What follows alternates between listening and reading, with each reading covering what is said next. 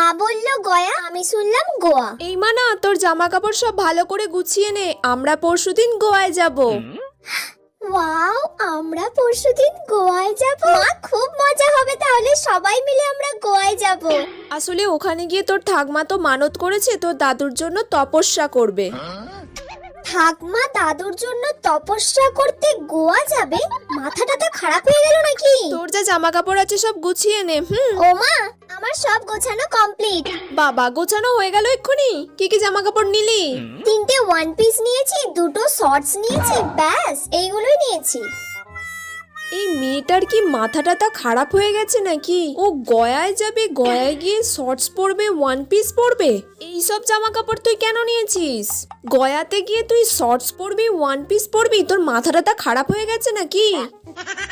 গয়া? আমি তো ভাবলাম গোয়া।